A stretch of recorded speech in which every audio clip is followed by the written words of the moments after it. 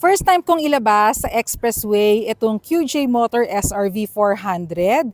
And itong SRV 400, perfect talaga siya sa mga beginner riders. Very banayad yung takbo niya. Hindi ka matatakot, lalo na pagka beginner ka, hindi ka matatakot i-ride tong motorcycle na to. Kasi very smooth yung takbo niya sa expressway. And ang ganda rin nung pag-transition niya kapag ka nagka-clutch ka, tapos you go to higher gear, very smooth yung transition niya. Overall, happy ako dito and perfect talaga siya for mga beginner riders kasi hindi kayong parang dadali nung motor mo, banayad yung pag-accelerate niya. Okay, seat height check naman tayo. Alam niyo ba yung isa sa mga reasons kaya naman etong QJ Motor SRV 400 is something na talagang maganda for mga beginners kasi yung seat height niya very advantageous sa mga nag-aaral pa lang magmotor.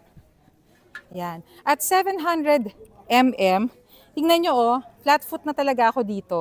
So, kunyari, nasa kalsada kayo, tapos bigla mapapa-sudden brake kayo or nag-alangan kayo dun sa kalsada, ang daling ibaba nung both feet ninyo. Although, syempre, mas advisable pa rin kung naka-ready pa rin lagi itong right foot nyo dito sa brake. Pero, sa mga bagong nagmomotor, dadaanan ko rin to, iba talaga yung confidence na nabibigay niya sa inyo kapag ka perfect yung seat height para sa inyo. As you can see, dahil nga maganda yung footing natin dito, madali natin siyang ma-maneuver and madaling i-park yung motorcycle. Other details you need to know about the SRV 400, it's liquid-cooled, 2-cylinder V-twin engine, and 6-speed manual transmission. Weight nito is only 164 kilograms, kaya magaan versus other big bikes. Fuel tank capacity is 13.5 liters, mas malaki pa than my Triumph Street Twin. It has dual-channel ABS, inverted front fork suspension, telescopical spring rear suspension, fully digital na ang panel, LED lights na, and may USB port. Kasama ko pala ngayon mag-ride si Jack Bautista. Hello. Ano masasabi mo sa riding ko?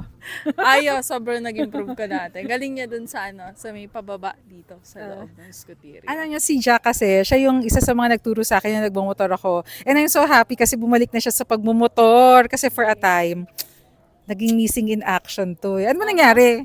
Nagpiprint ako.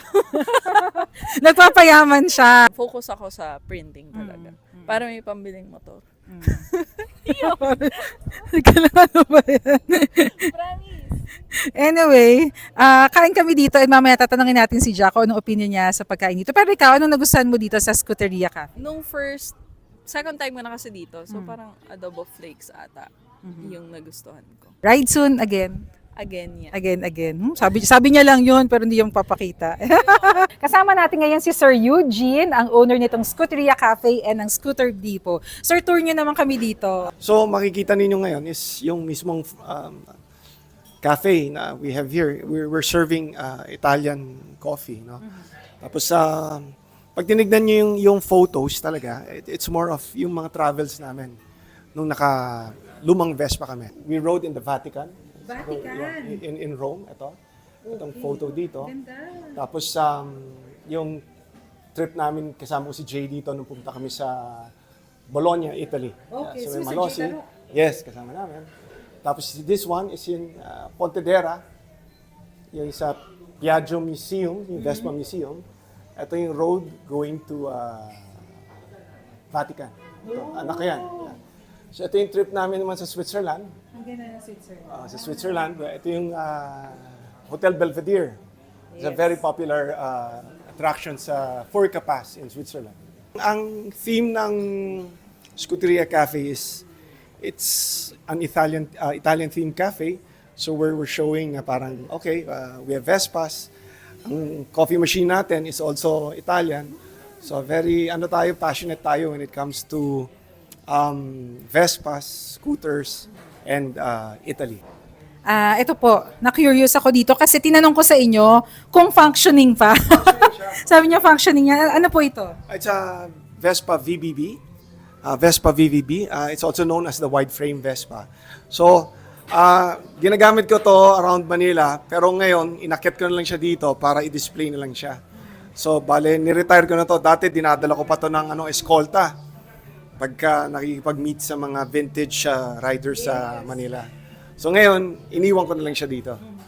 Anong tips mabibigay niyo para ma-maintain nila yung kanilang mga Vespa? Kasi kayo, collector kayo ng mga classic talaga, mga old models talaga, but still in good running condition. Ang tip natin is, to always make use of your Vespa. Use it. And at the same time, pagka Vespa talaga, it's very easy to maintain. Maintain it, make sure that you always do the regular tune-up change oil. And most of all, huwag niyo pababayaan mawala ng tuti kasi ang lumang Vespa always needs two-stroke oil. So, very, very easy lang to maintain po. Please come if you're passionate about two wheels, Vespas, big bikes, etc. Come visit us in Scuteria Cafe. We're located here at Cristina Street, Tagaytay City. Ito yung mga best sellers, longganisa, tapa, another longganisa. Ito naman bangus naman kay Pet. Siyempre, ang dami ng bawas bago ko siya nakunan. Ito yung Scuteria Cafe. Ang sarap niya. Akala ko kasi nung una, hindi siya ganun ka-sweet. Pero actually, may sweetness siya. Tama lang yung sweetness niya. Perfect for me. Hindi siya super sweet, hindi rin siya bland. So, sarap! Tanong natin si Natet kung kumusta yung feedback sa food. Kumusta yung pagkain? Sarap. Kape yung kape. Sarap ng kape, no? Scuteria ba to? Scuteria coffee? Latte yun.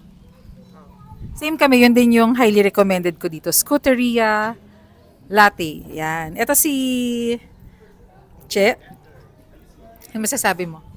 Sa food, siyempre masarap. Longganisa. Hindi ka nga lang alok eh. Oo nga, sorry naman kay Jack, no? Pero masarap siya. Punta kayo dito sa Scuteria. O, dumayo pa yan galing Fami. Ito si Jack. Jack, ano masasabi mo? Uy, grabe, ubos. Masarap yung yung tapa nila. Si Jack di niya na nakontrol. Sabi niya, ate, kuha ako Oo. Sorry ka. Para matikman kayo yung spicy longganisa. Masarap din yung spicy longganisa. Pero recommended ko is yung tapa. Oo nga, sarap ng tapa. Ito nang binigyan mo ko. Gusto mo rin ba matutong magmotor? Tandaan, kung kaya ko, kaya mo rin. Tara, ride tayo.